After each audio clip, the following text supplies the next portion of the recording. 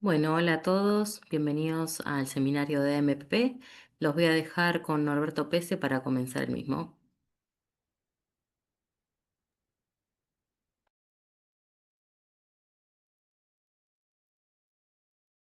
Buenas tardes, ¿me escuchan? Sí, te escuchamos, Norberto, Muchas gracias, Dolores. por favor. Bueno, buenas tardes, me presento. Mi nombre es Norberto Pese, soy delegado del capítulo argentino de AMP y hoy tengo el placer de moderar este seminario que nos convoca a todos.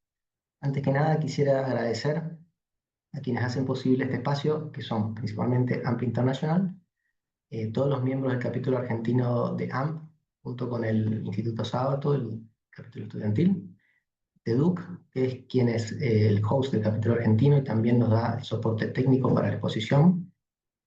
Por supuesto, nuestro orador, que en unos minutos lo voy a presentar, y a todos ustedes por su interés y participación. Para este seminario tenemos más de 250 inscriptos, se están sumando todavía varios de los inscriptos. Y tenemos presencia de países tan diversos como Argentina, Colombia, Ecuador, Perú, México, Alemania, Francia, Uruguay, Panamá, Bolivia, Canadá, Venezuela, España y Chile. Los vecinos, yo estoy acá en Mendoza, muy cerca de Chile. Bien, hoy quiero presentarles a un gran colega y amigo del mundo de la corrosión, el ingeniero químico Osvaldo Mejía, que nos acompaña. Algunos de ustedes quizás lo conocen, él es instructor de AMP y también participa mucho en los congresos anuales de AMP y otros congresos internacionales donde nos tiene acostumbrados a excelentes presentaciones técnicas. Eh, a partir de eso lo invitamos justamente a compartir un poquito de su conocimiento. Osvaldo es uno de esos profesionales inquietos que no se conforma con aplicar, seguir las reglas que ya existen, sino que siempre busca validar técnicas, comparar enfoques y está siempre desarrollando mejores formas de entender la integridad en las instalaciones que nos toca cuidar. Y esto lo hace siempre con generosidad, claridad, una mirada crítica muy valiosa y siempre con la idea de divulgar esa información. Actualmente, Osvaldo, para quien no sabe, vive en Oman, donde trabaja para la estatal PDO como Senior Pipeline Integrity Engineer, liderando la gestión de integridad de sus ductos en contextos realmente desafiantes. Así que, bueno, por todo esto es un lujo tenerlo con nosotros y escucharlo compartir una vez más su conocimiento y visión sobre los desafíos que todos enfrentamos en esta industria. El tema que nos convoca hoy día es combatiendo la corrosión por apantallamiento de protección catódica.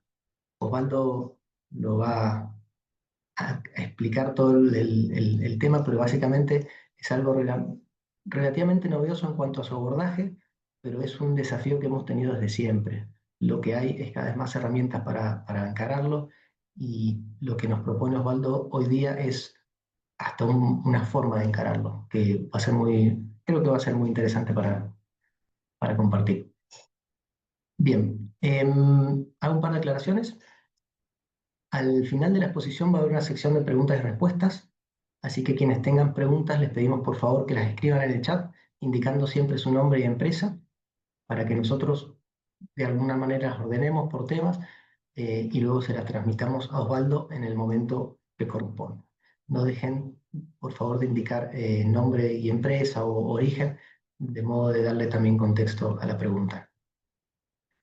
Finalmente, también comentarles que muchas veces surge la pregunta: vamos a hacer un video de este seminario, esto se va a publicar, pero nos lleva un tiempo editarlo y también una serie de gestiones con AMP, así que no podemos comprometer una fecha, pero si están atentos a la cuenta de LinkedIn de AMP Argentina, sin duda lo van a ver cuando podamos subirlos. Osvaldo, ¿me estás escuchando?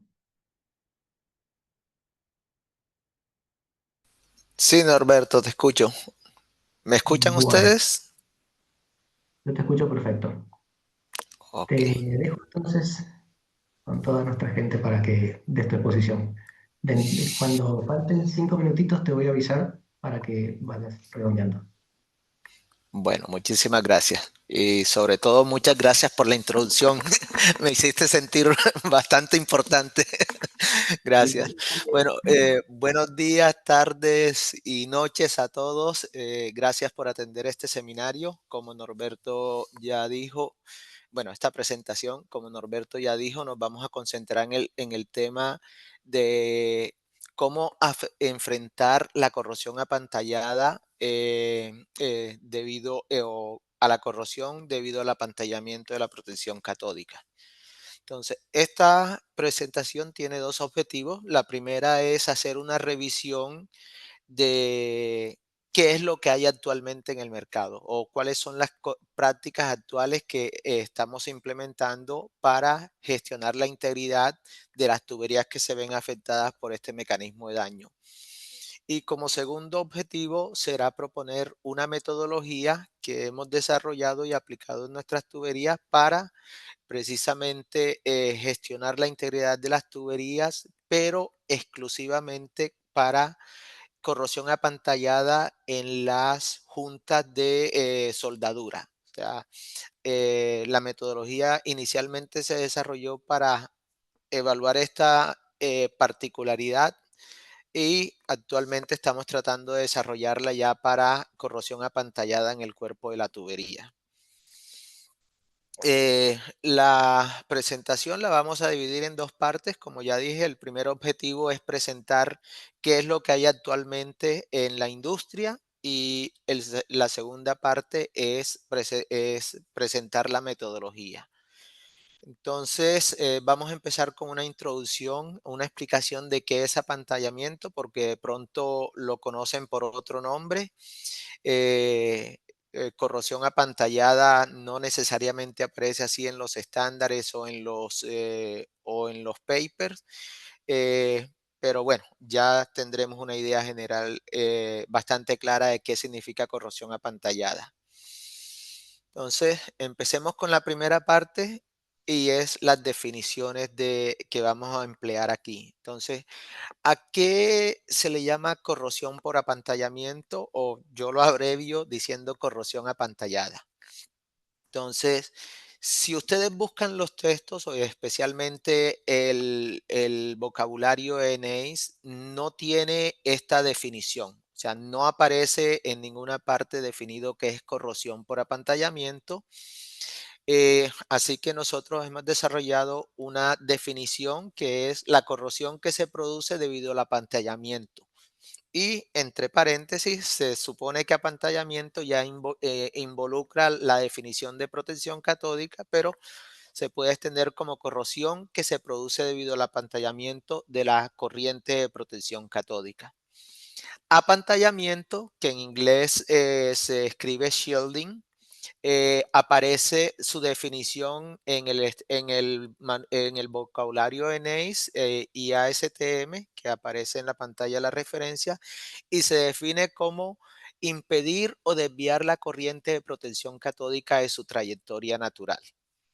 Entonces, veamos cómo se produce el apantallamiento. Básicamente, si nosotros tenemos un daño de recubrimiento, y ese daño de recubrimiento tiene una boca que conecta el electrolito externo directamente con la pared de la tubería, generalmente va a ocurrir un desprendimiento del recubrimiento. Como se ve en este caso, aparte de la boca, también hay un desprendimiento entre el material y el recubrimiento. Ese espacio que se forma aquí permite de que el electrolito ingrese debajo del recubrimiento que todavía está intacto. O sea, el daño de recubrimiento es exclusivamente aquí, o la apertura del recubrimiento hacia el electrolito es exclusivamente aquí, pero aquí debajo, en esta área, el recubrimiento está intacto. Entonces, ¿cuál es la trayectoria natural de la protección catódica? Pues desde luego, como es una corriente, la corriente busca el camino de menor resistencia. El camino de menor resistencia va a ser ingresar a través de esta boca y consumirse lo más cercano a la boca, y esta área se encontraría protegida. Pero más allá de donde alcanza la protección catódica, y esto está dado por la relación de la resistencia del circuito, esta área estaría desprotegida. Al estar desprotegida, se generan los productos de corrosión o se genera la corrosión. Todos sabemos que los productos de corrosión son más voluminosos que la pérdida de metal que producen, y esto genera un desprendimiento adicional en el recubrimiento y el proceso, podríamos decir que se autocataliza, creando nuevos espacios de entrada del electrolito y desde luego generando mayor corrosión. Entonces, como hemos visto, nada en este circuito impide la trayectoria natural de la protección catódica. Así que nosotros creemos de que esta definición no es técnicamente correcta y hemos propuesto esta nueva definición. A propósito, la nueva versión del estándar 0169 tiene una definición similar a esto, pero no lo llaman corrosión apantallada.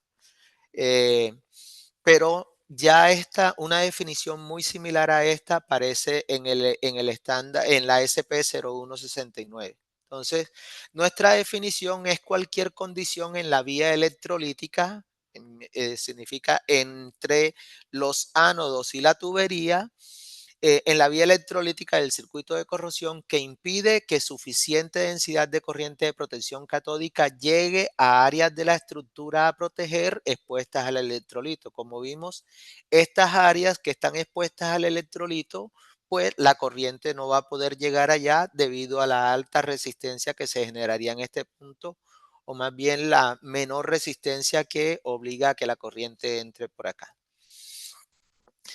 ¿Cómo se produce la corrosión apantallada en soldaduras? Bueno, este es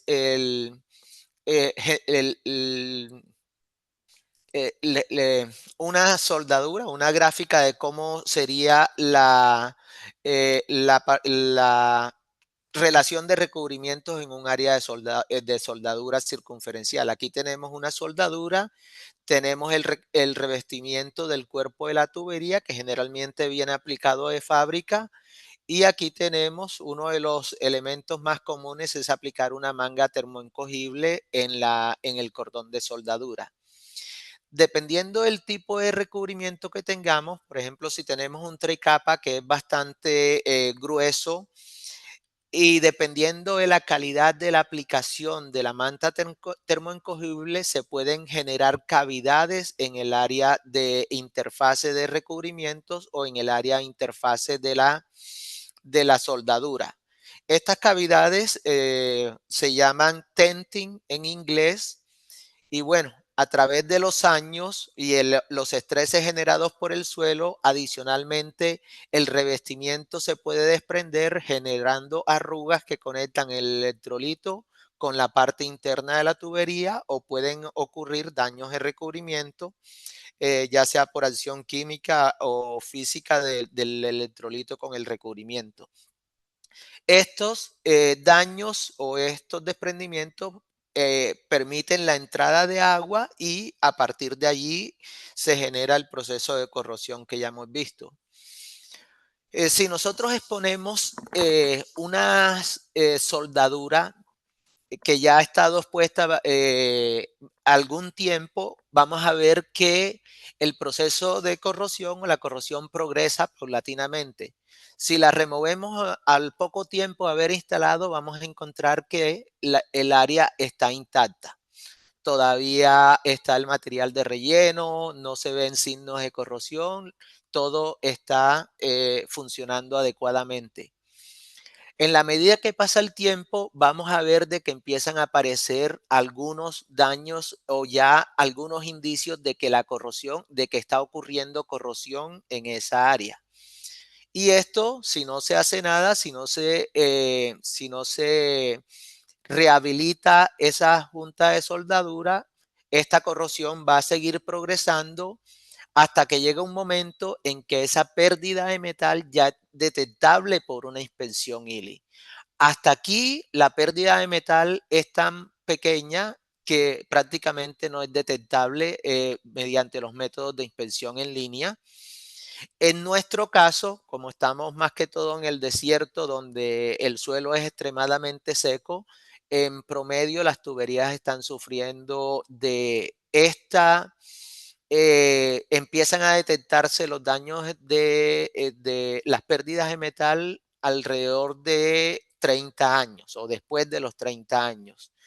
En otros países, este fenómeno puede ser mucho más rápido. En Colombia he evaluado tuberías que en menos de 10 años ya han desarrollado algunos de estos problemas porque los suelos son arcillas expansivas donde llueve y se secan y eso genera estrés en la tubería y puede dar un proceso de corrosión por apantallamiento mucho más temprano que lo que estamos viviendo acá en este momento.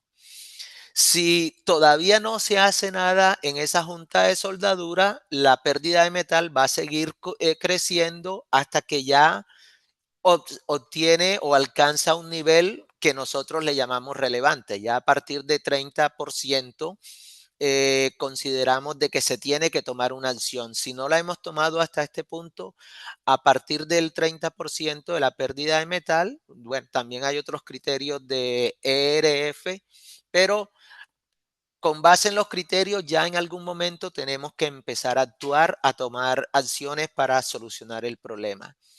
Si no se hace nada, desde luego la pérdida de metal va a seguir creciendo hasta que llega un punto en que ya es rechazada por los métodos de evaluación de aptitud para el servicio, ya sea porque excede el ERF o el factor estimado de reparación, existe la máxima profundidad permitida para la tubería o algunas empresas también tienen un criterio de mínimo espesor remanente. Entonces, en algún momento, si no se ha tomado acciones, llegará un momento donde esta anomalía o este daño ya tiene que ser reparado mecánicamente.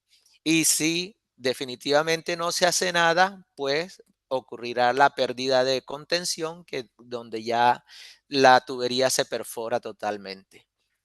Ahora, ¿cuáles son los indicios de que está ocurriendo corrosión apantallada? Identificar este mecanismo de daño al menos en sus etapas iniciales, es bastante complejo. A veces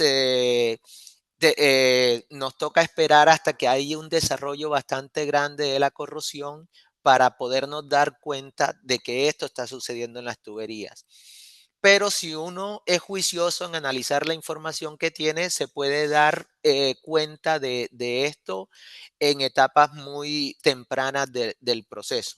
Entonces, lo primero es aparecen pérdidas de metal en segmentos de tubería donde el CIS y el DSBG te dicen que todo está bien, donde no hay daños de recubrimiento y los potenciales de protección catódica históricamente han tenido un buen desempeño. Otro factor, otro indicio es que las pérdidas de metal se concentran cercanas a la soldadura. Cercanas para nosotros, tomamos 50 centímetros y otras empresas tienen otros criterios. El criterio más popular generalmente es 30 centímetros, pero nosotros tomamos 50 centímetros porque a veces la corrosión no crece hacia la soldadura, sino hacia el cuerpo de la tubería. Entonces, nuestro criterio, decir cercano, significa dentro de 50 centímetros desde la soldadura circunferencial. Otro criterio, tasas de corrosión extremadamente altas si se considera la resistividad del suelo. Pero ojo que si el suelo es bastante húmedo, no va a haber mucha diferencia respecto a la corrosión apantallada y la corrosión no apantallada.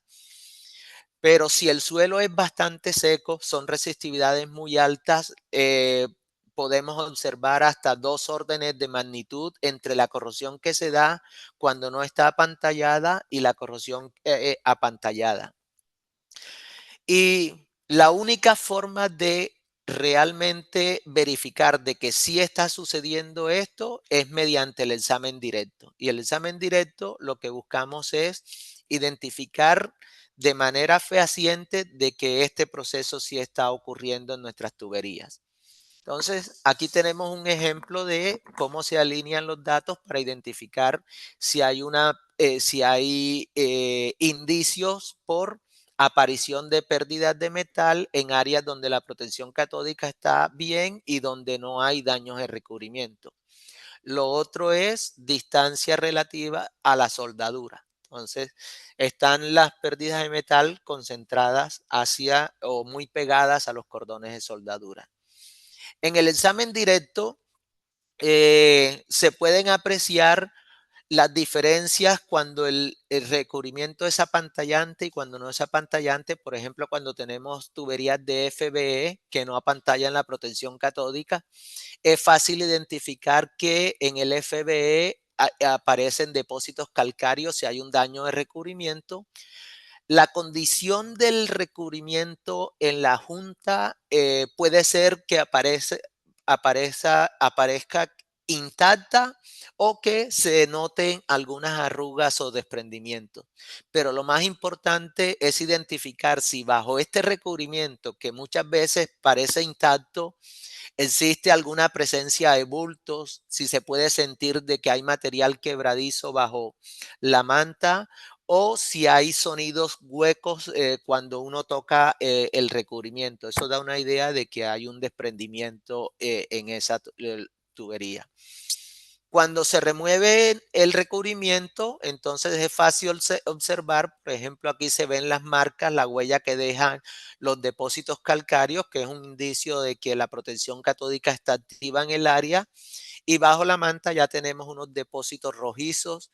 Si es posible medir el pH de cualquier electrolito que se encuentra allí, vamos a encontrar que el pH es cercano a neutro, mientras que si hubiese protección catódica, el pH debería ser bastante alto. Y finalmente, si el daño ha avanzado lo suficiente, ya encontraríamos pérdidas de metal en las áreas apantalladas y ausencia de pérdidas de metal en las áreas no apantalladas. Es muy importante comparar la condición de las áreas donde la protección catódica no es apantallada con la área donde sí puede ser apantallada. ¿Por qué? Porque esto mismo se puede presentar cuando no hay suficiente protección catódica. O sea, si yo encuentro la misma condición tanto bajo la manta como en el FBE, encuentro esta misma condición de productos de corrosión, pérdidas de metal, eso significa de que no hay protección catódica disponible en el área. La solución es diferente. Entonces allí tenemos que actuar más en repotenciar el sistema de protección catódica que en el recubrimiento como tal. Entonces, como les decía, hay muchas limitantes cuando nosotros queremos gestionar la corrosión por apantallamiento y las limitantes se dan en todas las fases del proceso. Antes de que siquiera aparezca, si queremos evaluar cuál es la susceptibilidad de una tubería o de un área específica a este mecanismo de daño, nos vamos a encontrar de que es posible comparar segmentos de tubería, pero no es posible comparar áreas específicas. Si yo quiero saber si esta soldadura es más susceptible que esta otra dentro de la misma tubería, eso no va a ser posible. ¿Por qué? Principalmente porque los modelos de riesgo o de susceptibilidad que podemos desarrollar utilizan datos generales de la tubería o datos que son uniformes a lo largo de segmentos de tubería y no particulares en áreas específicas de la tubería. Datos como el tipo de recubrimiento, la edad del recubrimiento, el estado del recubrimiento, asimismo el suelo, su resistividad. Y si queremos crear un modelo particular, entonces para obtener la información que se requeriría para evaluar un área específica implicaría tener que excavar la tubería para poder determinar cuál es su susceptibilidad. Entonces, de nada serviría el modelo de susceptibilidad si requiere que se excave la tubería para poder obtener esa información. Entonces, los parámetros que se han demostrado que participan en la susceptibilidad particular de un área dependen, desde luego, cuánto espacio, cuánta área está desprendida y cuál es el espacio entre la tubería y el recubrimiento, cuál es el pH debajo del recubrimiento, cuál es el potencial de protección catódica en la boca del daño. Y bueno, hay otros parámetros que son más relacionados con la físico-química específica, pero estos son como los más fáciles de obtener una vez nosotros excavamos la tubería. Para su detención, como estos daños de recubrimiento no consumen protección catódica, si está totalmente apantallado, como en el caso de una arruga, o si hay un defecto muy pequeño, entonces la cantidad de protección catódica que se consume o las señales eléctricas que se generan no son fehacientes de cuánto daño hay disponible. Entonces, por ejemplo, si nosotros tenemos un daño de recubrimiento, generalmente se va a identificar que es muy pequeño o al menos es pequeño en comparación con el área dañada una vez uno lo expresa. Y generalmente se obtiene que el potencial de protección catódica está bien en esa área, como ya lo vimos en las gráficas anteriores. Entonces, SIPS y DCBG no son buenos indicadores de la ocurrencia o ausencia de este mecanismo de daño. Si nos vamos con el Lili, entonces vamos a tener el problema de que el Lili está diseñado para detectar pérdidas de metal, pero da muy poca información o ninguna información en el recubrimiento, aunque la técnica IMAT se ha demostrado que puede dar algunos indicios de cuando hay desprendimiento del recubrimiento o ausencia de él. Nosotros hicimos una evaluación económica de cuánto costaría obtener un informe detallado de IMA y prácticamente es prohibitivo desde el punto de vista de costos. Las cotizaciones llegaron alrededor de $1 millón para una tubería de 100 kilómetros, 150 kilómetros. Entonces, $1 millón mejor se gasta en rehabilitar el recubrimiento. Otra herramienta que se pensó que podría ser usada para identificar lo que nosotros llamamos el blanketing, o sea, la ausencia de entrada de protección catódica en un área específica, es el ILI-CPSM o el de mapeo de potenciales con la herramienta ILI, pero esta toma segmentos de tubería muy largos, 2 metros, y ya eso impide visualizar exactamente las áreas donde esto estaría ocurriendo. Para el monitoreo, básicamente la velocidad de corrosión no es predecible, como lo vimos. Para poder predecir la velocidad de corrosión se requieren elementos muy detallados que generalmente no se consiguen. Entonces, como la velocidad de corrosión no es predecible, es muy difícil determinar con qué frecuencia vamos a hacer la inspección de la tubería, si lo vamos a hacer mediante ILI. Si tenemos tasas de corrosión no conservadoras, entonces puede ocurrir una falla antes de que antes de la próxima inspección.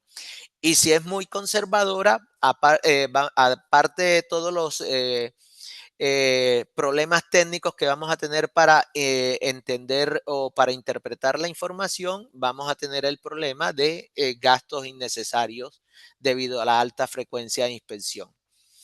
Entonces, como la tasa de corrosión no es predecible, esto me indica que la evaluación paramétrica de vida útil o vida remanente es poco confiable.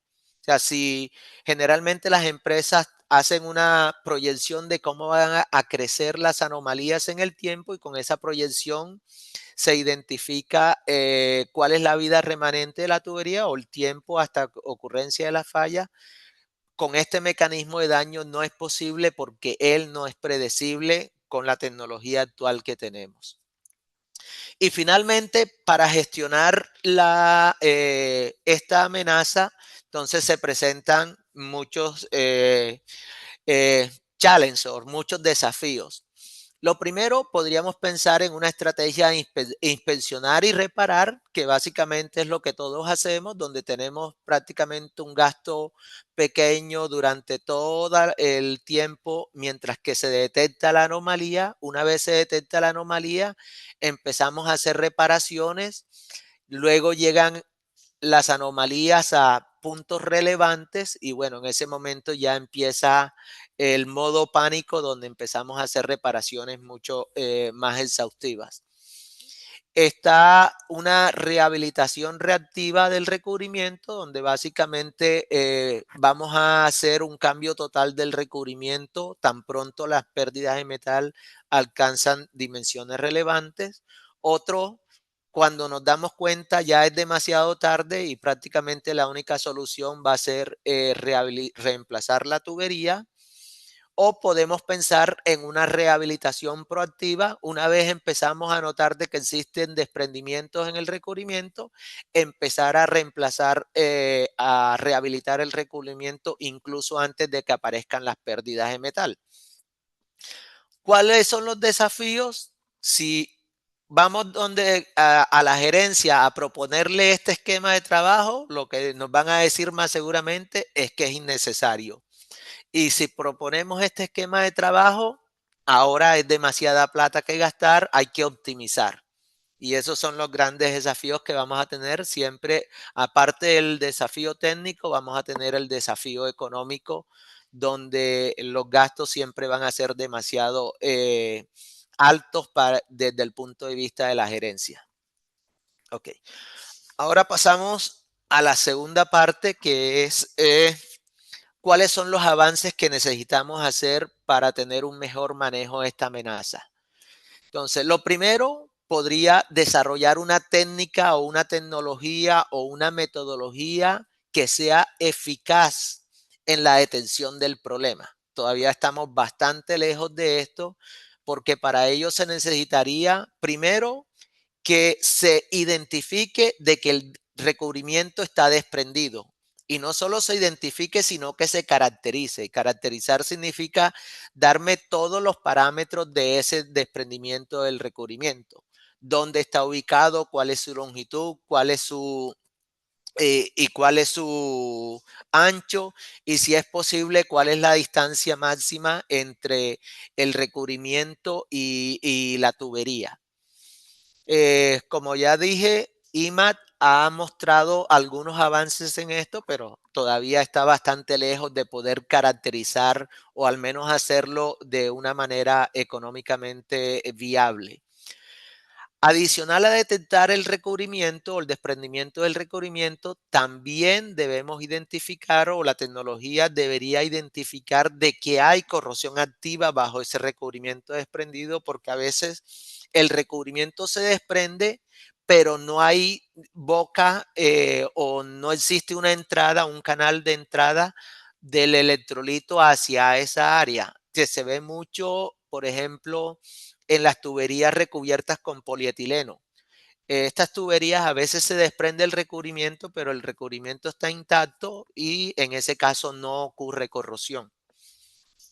Entonces, como no existe una tecnología actual y no se visualiza de que aparezca en el futuro inmediato, las mejores prácticas actuales nos llevan a correlacionar la información disponible. Toda la información que podamos conseguir respecto a corrosión externa nos serviría para este respecto, pero esto necesita, primero que todo, alinear una gran cantidad de información, que la información que se obtenga sea confiable y que sea completa.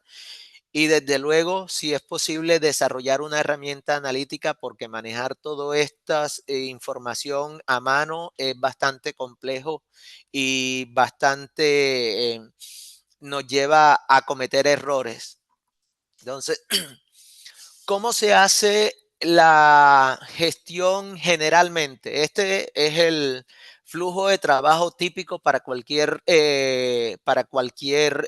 trabajo de rehabilitación de recubrimiento, especialmente si lleva corrosión apantallada.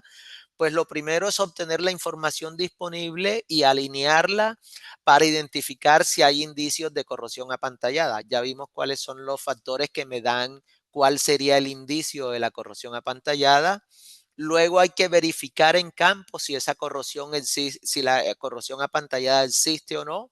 Y una vez confirmamos que existe, bueno, a priorizar y a proponer un plan de reparaciones que luego se va a implementar. Y este proceso se retroalimenta hasta que venga la siguiente inspección en línea y reiniciamos el proceso para ver qué sectores nuevos o qué segmentos de tubería nuevos están siendo afectados. Generalmente los puntos donde más nos va a tocar trabajar es en la priorización y en la implementación, y aquí es donde estamos proponiendo una alternativa. El flujo de trabajo aquí sigue igual. Entonces, ¿cuál es la metodología tradicional para priorizar, identificar y priorizar la atención de las soldaduras afectadas? Pues lo primero es crear el listado de anomalías que se nutre de los datos de la inspección ILI, CIF, DSBG y cualquier otra información que se tenga relacionada con corrosión externa. También esa información relacionada con corrosión externa se utiliza para predecir una tasa o una velocidad de corrosión externa que luego me va a permitir, sabiendo cuál es la dimensión original de las anomalías, cuál es la vida remanente de cada una de estas anomalías.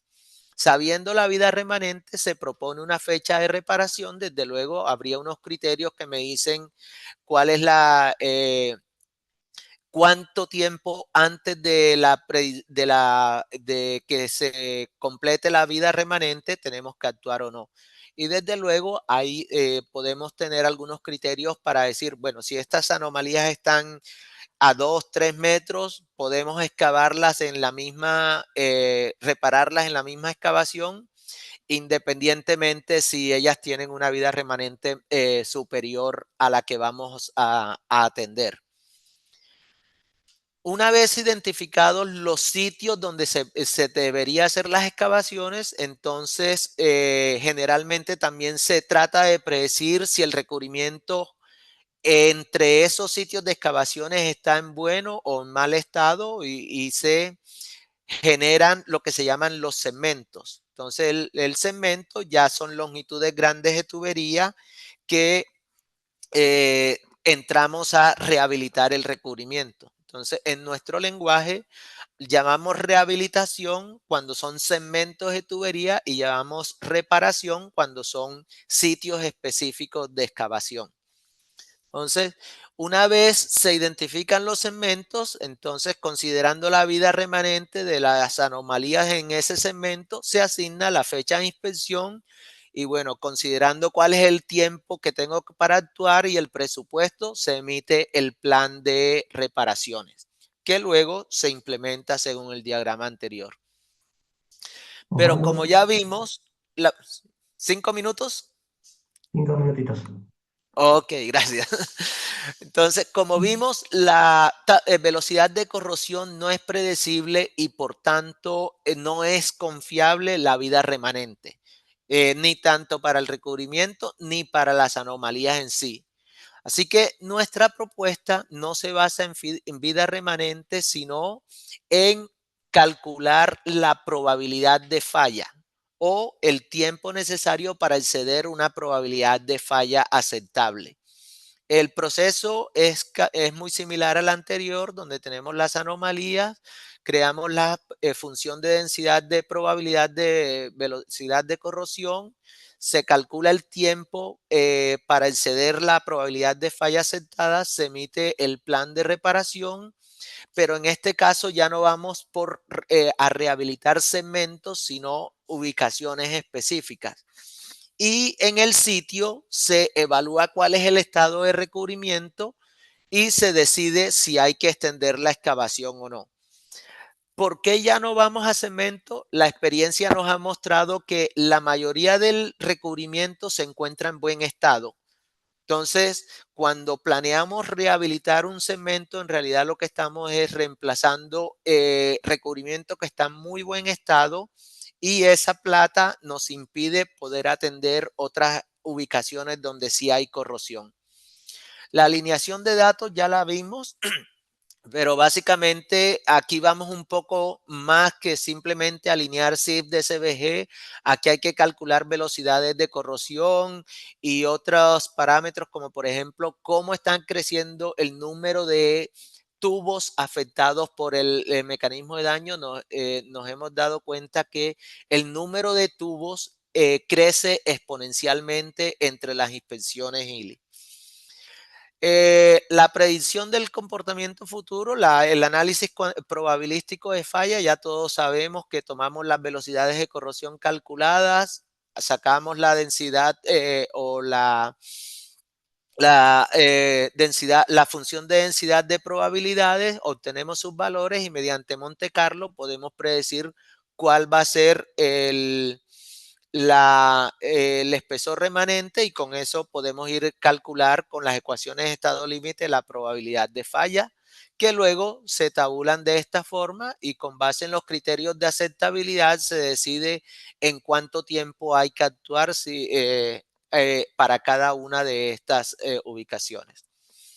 Entonces, nosotros hemos creado el concepto de extensión y severidad, donde extensión se refiere a qué tan disperso se encuentra el daño en nuestra tubería. ¿Son ubicaciones específicas o se encuentra generalizado a lo largo de toda la tubería? Y entonces aquí tenemos, básicamente lo que hacemos es contar cuántas soldaduras están siendo afectadas por corrosión en 1 kilómetro de tubería. Y este es lo que se llama un kilómetro corrido, similar a cómo se evalúa el class location en una tubería.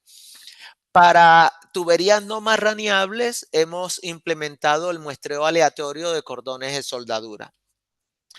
Para la severidad se refiere a qué tanto daño tienen esas indicaciones. Lo primero es identificar cuánto daño ha sufrido cada una de esas soldaduras afectadas y tenemos criterios para clasificarlo dependiendo de la profundidad o el factor estimado de reparación.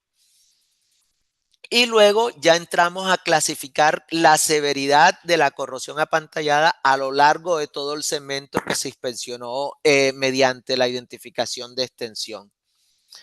Y existe una matriz de decisión que me permite o con la que se toman las decisiones de cuándo hay que intervenir cada uno de estos segmentos o las ubicaciones dentro de cada uno de estos segmentos. Bueno, en resumen, básicamente podemos decir que la corrosión apantallada es un desafío muy grande para todos los operadores de tubería. Yo creo que todos, si no lo estamos viviendo, lo vamos a vivir en algún momento. No tenemos metodologías para identificar este mecanismo de daño en etapas tempranas de su desarrollo. La gestión de integridad es bastante desafiante cuando están sometidas a este proceso de deterioro porque como ya vimos no es predecible y finalmente haciendo uso de la probabilidad de falla en vez de usar la vida remanente paramétrica nos puede dar mejores opciones para entrar a atender las tuberías que están afectadas por esto. Creo que lo hice en los 5 minutos.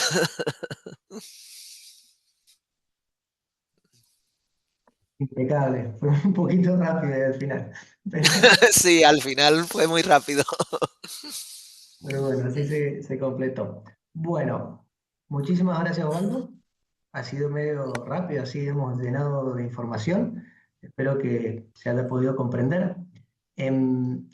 A todos, ahora va a llegar, vamos a mandar por el chat una encuesta. Les pido si se toman unos minutitos para completarla, eso nos va a permitir seguir mejorando y dar cada vez mejores seminarios. Por otro lado, los que se hayan quedado con alguna pregunta o alguna duda, los invito a hacer las preguntas ahora. Vamos a tomarnos unos minutitos justamente para hacer encuestas y que terminen de redactar alguna pregunta que haya quedado. Y dentro de 3, 4 minutos nos conectamos de nuevo y empezamos a hacerle preguntas a Osvaldo, que también nos va a iluminar. Muchísimas gracias, Osvaldo. Disculpa, Norberto, para decirles a los asistentes de que esta metodología, bueno, no la metodología, pero gran parte de ella está aplicada en un paper que se presentó en AMPP este año. Se llama Fighting Shielded Corrosion y ya estamos escribiendo la segunda parte del paper, que es el detalle de la metodología como tal. En este primer paper se desarrolló el concepto y ya que tenemos un tiempo aplicándolo, ya vamos a presentar la metodología completa para el próximo año, desde luego, si nos aprueban su publicación. Sí, seguramente. Quienes hayan participado del congreso pueden acceder a todos los papers, así que podrían acceder al paper de Osvaldo. Bueno, me muteo un ratito hasta que estemos con las preguntas.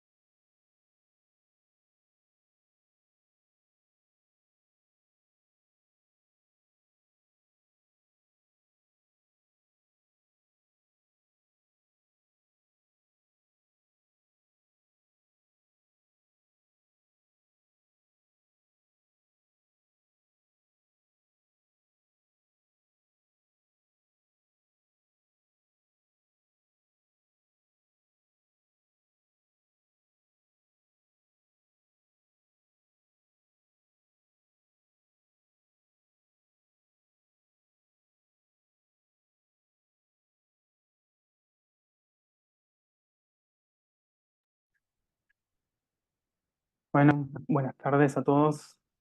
Muchas gracias, Osvaldo, por tu excelente presentación. Hay muchísimas preguntas. No vamos a llegar a contestarlas a todas, así que vamos a ir seleccionando algunas y las que no puedan contestarse, por favor, las pueden enviar por mail y trataremos de hacérselas llegar a Osvaldo para que él las pueda contestar y se las transmitimos como respuesta, ¿no? Bueno, entonces vamos con la primera pregunta. Natalia Villabona pregunta, cuando se tienen estructuras metálicas cercanas a la estructura a proteger, ¿también podría presentarse apantallamiento catódico? Y en ese sentido, ¿qué literatura conoces que aborde este fenómeno?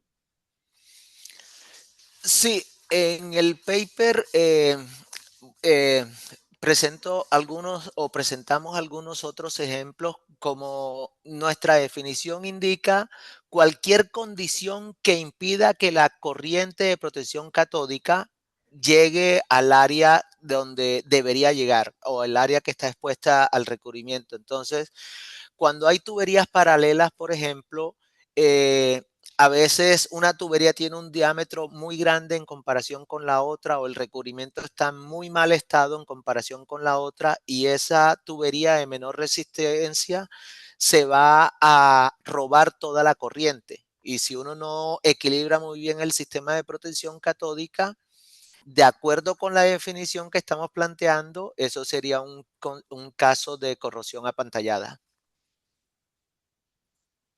Perfecto, muchas En gracias, cuanto a Osvaldo. la literatura, no, en este momento no recuerdo, pero trataría de buscar algunos casos. Pero sí es un caso muy frecuente donde en tuberías paralelas, la corriente de protección catódica se va preferencialmente por la de menor resistencia. Bien. Bueno, buenas Verónica, tardes.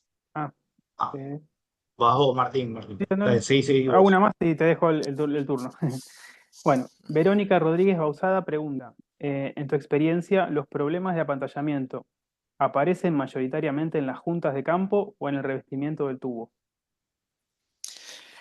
Depende de la combinación de recubrimientos.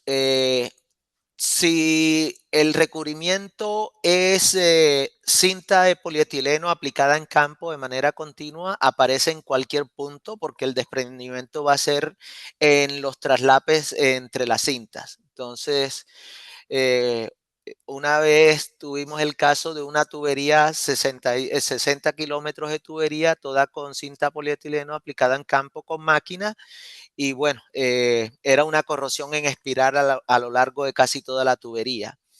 El, el recubrimiento de alquitrán de hulla también se fractura y generalmente es continuo en toda la tubería, también se fractura de manera aleatoria. Bueno, no de manera aleatoria, hay factores de suelo y otros factores que hacen que se fracture y en ese caso puede ocurrir corrosión apantallada en cualquier segmento de la tubería. La corrosión en juntas es mucho más común en tuberías con recubrimiento de FBE y cintas termoencogibles en las juntas y también los tricapas o recubrimientos gruesos y cintas termoencogibles. Es donde prácticamente toda la corrosión se concentra en las juntas de aislamiento, pero como les dije, dependiendo del recubrimiento se puede presentar en cualquier parte de la tubería. Gracias, Osvaldo. Bueno, a ver, voy con otra pregunta. Buenas tardes, excelente charla, Osvaldo. Aprovecho para decirte. Edgardo de Monte, de Protección Catódica de Comahue, pregunta, dice, ¿los revestimientos tienen que ser permeables a la corriente de protección catódica? Correcto. En revestimientos de polietileno se genera corrosión por apantallamiento, ahí viene la pregunta, porque la corriente no ingresa a la tubería o no se modifica el valor de pH del líquido debajo del revestimiento. Muy buena pregunta. Sí, exacto. Muy buena pregunta. Bueno, el requerimiento de que los recubrimientos sean permeables a la protección catódica es relativamente reciente y todavía no se ha estandarizado. En un principio, los recubrimientos se pensaron para con alta resistencia precisamente para reducir el consumo de protección catódica. Entonces, es más, hay algunas interpretaciones de que una de las funciones del recubrimiento es apantallar. Pero shielding, entendido apantallamiento, más en el sentido de aislamiento. O sea, yo le llamo aislamiento, pero se pueden encontrar en internet y en algunos papers de que el concepto de apantallamiento se utiliza como el desempeño normal de la protección catódica, pero de nuevo es más relacionado con el aislamiento. Entonces, hay unas nuevas generaciones de recubrimientos que se llaman de falla segura, que estos recubrimientos sí son permeables a la protección catódica. De las generaciones viejas, solo el FBE se ha demostrado que es permeable a la protección catódica incluso cuando está desprendido. Casi todos los otros recubrimientos apantallan la protección catódica porque ellos son dieléctricos. Coaltar, polietileno, tricapas. Desde luego hay una capa de polietileno encima de tricapas, las juntas termoencogibles que prácticamente son polietileno o polipropileno, entonces ellos apantallan la protección catódica. Perfecto. Y hay dos preguntas relacionadas con todo esto que estabas explicando. Jonathan León de PAE dice, ¿el apantallamiento generado por las mantas se ha detectado en otros revestimientos? Por ejemplo, dice cintas viscoelásticas. Lo estuviste Sí, respondiendo bueno, recién. sí, si la tubería, no he visto de que haga esa mezcla de cintas viscoelásticas con mangos termoencogibles. Si aplica cinta viscoelástica, ella se aplica en campo y prácticamente hace un recubrimiento de toda la tubería, o al menos en nuestra práctica. No viene de fábrica. Pero sí el apantallamiento se presenta, o esta condición en la junta se presenta en muchos sistemas, muchas combinaciones de recubrimiento. Prácticamente, en mi concepto, el problema es de las juntas como tal, porque ellas pierden adherencia con el tiempo. Y esto se da con recubrimientos delgados, como en el caso del polietileno, del FBE, donde no existiría tenting o no existiría en esa cavidad, y en recubrimientos gruesos como los tricapas o polietileno, donde sí hay alta posibilidad de generar esa capacidad.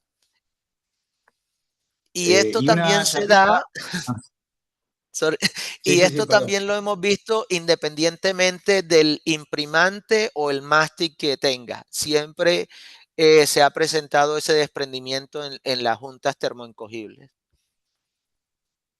Osvaldo, y esto que ya lo respondiste, acá David Molaro dice de Tenaris, ¿es conveniente usar FBE en vez de tricapa en términos de problema de shielding, con shielding? Así que, bueno, lo estuviste respondiendo recién también, Sí, pero te la nombro la exacto, pregunta. pero hay que seleccionar muy bien el recubrimiento en las juntas. Como les he dicho, esa combinación FBE con cintas termoencogibles en las juntas, he visto corrosión apantallada en muchos países.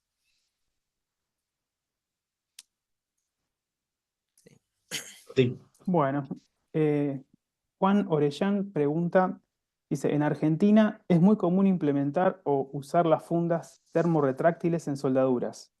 ¿Primero se aplica recubrimiento y después la funda o no lleva el recubrimiento?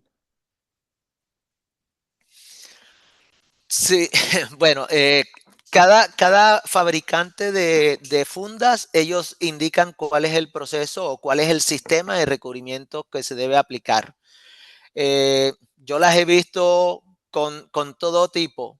Sí, solamente con un imprimante muy delgado, que allí se genera bastante el problema del tenting, o con un producto que es como una pasta que se aplica debajo y trata de nivelar el recubrimiento debajo de la junta con el recubrimiento de la tubería. Pero no hay, cada fabricante decide cómo es el sistema de recubrimiento y lo que hay es que seguir las instrucciones del fabricante. Lo que sí es cierto y es ese recubrimiento hay que seleccionarlo de acuerdo con el tipo de suelo, porque a veces el tipo de suelo genera estreses muy altos. Como les decía, en Colombia hay áreas donde llueve y se seca y esto genera estreses y a veces encontrábamos que la junta estaba a 1 metro de su ubicación original. En lo personal, yo preferiría no usar este tipo de juntas porque he visto que el problema se presenta en todos lados. Bueno, gracias. Osvaldo, tenemos otra pregunta de Oscar Arias. Dice, ¿la prepotenciación del SP no supone riesgo de agravar el inconveniente despegue catódico por despegue catódico? No entendí, ¿me puede repetir o explicar la pregunta? De Eh, pronto los ah, términos no son... bueno, se la vuelvo a leer, te la vuelvo a leer, pero yo Sí. no soy experto, pero dice, la prepotenciación del SP no supone riesgo de agravar el inconveniente por despegue catódico. Bueno, interpreto que si el incrementar los potenciales de protección catódica agrava el problema. Como les decía, porque la condición es apantallada, cualquier cosa que se haga con la protección catódica no va a ser efectiva en eliminar el problema porque la protección catódica no va a entrar. El recubrimiento es un dieléctrico que no va a permitir su entrada. Pero sí aumentar potenciales para tratar de prevenirlo puede incrementar el riesgo de desprendimiento catódico, que podría agravar el problema. De acuerdo, gracias. Entonces, y vamos con otra pregunta de Harold Condori de la empresa Contugás de Perú. Dice, ¿cuáles son los errores más comunes en la instalación de sistemas de apantallamiento que pueden comprometer la protección catódica? Nosotros no instalamos sistemas de apantallamiento. Si pueden abrir el micrófono para que me expliquen la pregunta porque de verdad no la entiendo. Eh, no, no, No, pasamos a otra entonces porque... Yo, explayarse en el chat.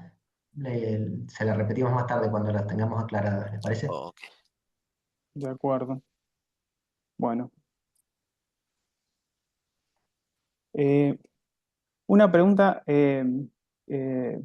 mencionaste, Osvaldo, la deposición de depósitos calcáreos sobre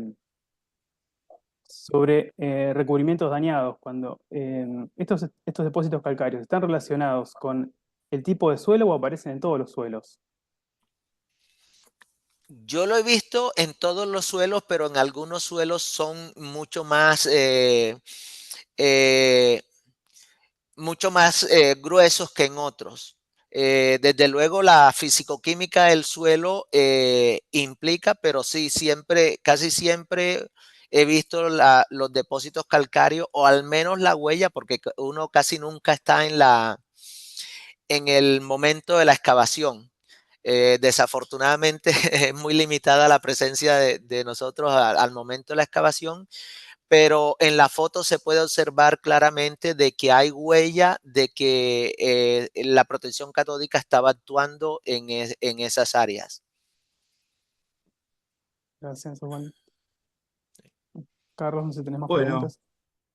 a ver, yo tengo acá una preguntita de Osvaldo Alburquerque. El ejemplo brindado de una unión soldada de una tubería con FBE con revestimiento de línea con una manta termocontrible. O sea, hace hincapié en ese ejemplo. ¿Qué tipo de manta fue usada? Pregunta. ¿Bicapa con mastic o tricapa con primer como primera capa? En ese ejemplo no, no es específico a ningún caso, pero lo he observado la corrosión apantallada en ambos sistemas, con mastic o con primer.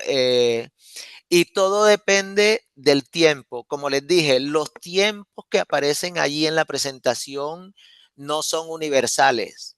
Son para el sistema donde estoy trabajando en este momento, que son suelos de desierto, resistividades altísimas, nivel freático muy por debajo del nivel de la tubería.